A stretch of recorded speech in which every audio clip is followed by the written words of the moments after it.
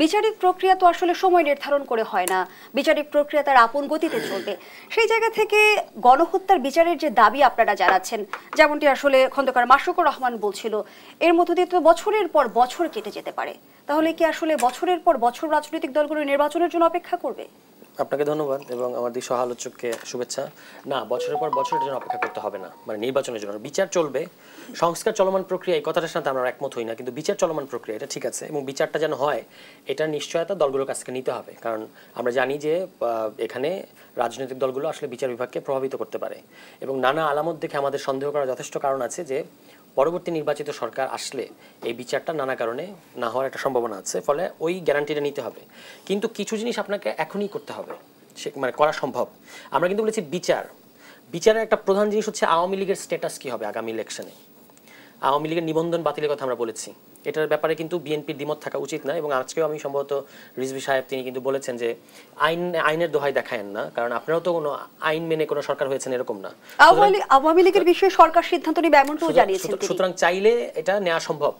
এবং আপনি আওয়ামী লীগকে, আমরা কি বলেছি, আমরা কথাটা তো আমরা তো আওয়ামী লীগকে সরাসরি নিষিদ্ধ করার কথা বলিনি। আমরা বলেছি আওয়ামী লীগের আপনি আগামী ইলেকশনে তো আওয়ামী লীগের অংশগ্রহণের কোনো বাস্তবতা নেই। কারণ আপনি যদি বলেন যে বিচার একটি চলমান প্রক্রিয়া, তাহলে যার বিচার চলছে তাকে আপনি কিভাবে ইলেকশনে অংশগ্রহণ করতে দেবেন? ফলে আওয়ামী লীগের অবস্থান সম্পর্কে আমরা বলেছি তার নিবন্ধন আপাতত আপনি বাতিল করবেন, এবং বিচারিক কার্যক্রম চলা পর্যন্ত তার রাজনৈতিক কর্মকাণ্ড নিষিদ্ধ থাকবে। এবং এই নিবন্ধন বাতিল করার প্রশ্নে এটা যদি একটা জাতীয় ঐক্যমত্য, এই প্রশ্নে জাতীয় ঐক্যমত্য হবে না আমি এরকম মনে করি না। ফলে আপনি এটা সামনে আসলে কারা এটা নিয়ে কি মতামত তখন তো বেরিয়ে যাবে, সব দলকেই তখন এটার ব্যাপারে একমত হতে হবে। এবং জনগণ এটাই চায় যে আওয়ামী লীগের আগামী ইলেকশনের দল হিসেবে অংশগ্রহণের কোনো সুযোগ নাই। তো এই জিনিসটা যদি আপনি করেন, যেমন আজকে আমাদের দুটো সমাবেশ ছিল উত্তরা এবং পল্টনে, দুটো জায়গা থেকে আমরা একটা কথা বলেছি যে নির্বাচনের আগে বিচারটা দৃশ্যমান হতে হবে। তার মানে আওয়ামী লীগ সেখানে একটা বড় প্রশ্ন। বিচার আপনি চালান, এতগুলো কেস যে বিচার তো আপনাকে সময় লাগবে, কিন্তু কিছু মেজর বিচার তো করে ফেলা সম্ভব যদি সেগুলোতে বেশি সিরিয়াসনেস দেখানো হয়। যেমন আওয়ামী লীগের স্ট্যাটাসটা কী হবে, শেখ হাসিনা সহ তার যে ওবায়দুল কাদের, আরাফাত সহ এই যে টিমটা এই গণহত্যাটা এক্সিকিউট করেছে, মূল গণহত্যার নির্দেশদাতা, পরিকল্পনাকারী এবং যারা বাস্তবায়ন করিয়েছে একেবারে অন্যান্য রাষ্ট্রীয় যে যারা টপ পজিশনে ছিল, তাদের বিচার তো আপনি এখনই করে ফেলতে পারবেন।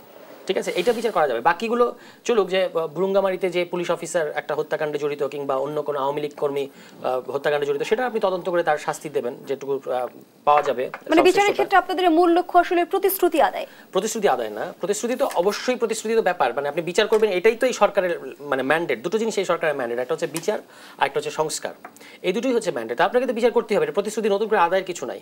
কিন্তু কিছু বিচারের মানে মেজর কতগুলো সিদ্ধান্ত মানে এই সময় মানে আন্তর্জাতিক অপরাধ ট্রাইব্যুনালের উচিত দ্রুততম সময়ের মধ্যে এগুলোকে সবার আগে মনোযোগ দেয়। তার মধ্যে এই শেখ হাসিনা সহ যারা নির্দেশদাতা এবং পরিকল্পনাকারী, আপনি আগে এইটা যদি ক্রাইটেরিয়া ঠিক করেন যে কারা জুলাই গণহত্যা নির্দেশদাতা ছিল, কারা পরিকল্পনাকারী ছিল, তাদের আমরা আগে শাস্তি নিশ্চিত করব এবং তাদের আমরা আগে তদন্ত করে দেখবো যে এটা কিভাবে তারা পরিকল্পনা করলো। সেটা তো আপনি দেখবেন যে এটা আসলে একটা ওয়ান সেট অফ পিপল, তো তাদেরকে তো আপনি শাস্তি দিতে পারবেন।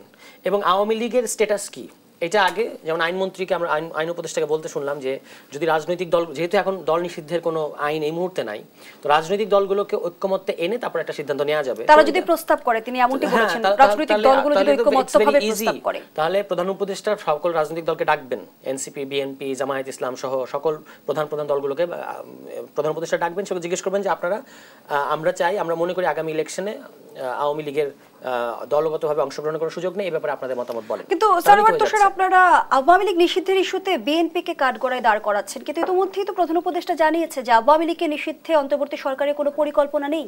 না, আওয়ামী লীগকে আমরা এটা ইন্টারিমকেও কাঠগড়ায় দাঁড় করাই। যদি এখন আমরা ইন্টারিমের কাছ থেকে এই ধরনের কথাবার্তা শুনি, আপনি পরিকল্পনা নেই, এটা তো আগেই বলা উচিত না। এবং যখনই আপনি এটা বলেন তখনই জনগণের মধ্যে একটা প্রতিক্রিয়া তৈরি হয়। আমরা তো এটা বলি না যে এটা আওয়ামী লীগ নিষিদ্ধ করতে বিএনপি চায় না, যদিও বিএনপি তরফ থেকে 2-1 বার বলা হয়েছে এই ব্যাপারে জনগণ সিদ্ধান্ত নেবে। ঠিক আছে, মানে এই ব্যাপারে তারা একটা মানে অস্পষ্টতা রেখেছে অতীতে। আজকে আবার রিজভী সাহেব খুব পরিষ্কার করে বলেছেন, কিংবা তাদের অনেক নেতা অনেক সময় পরিষ্কার করে বলেন, সেটা অস্বীকার করা যাবে না। আমরা তো তাদেরকে কখনো কাঠগড়ায় দাঁড় করাই নাই।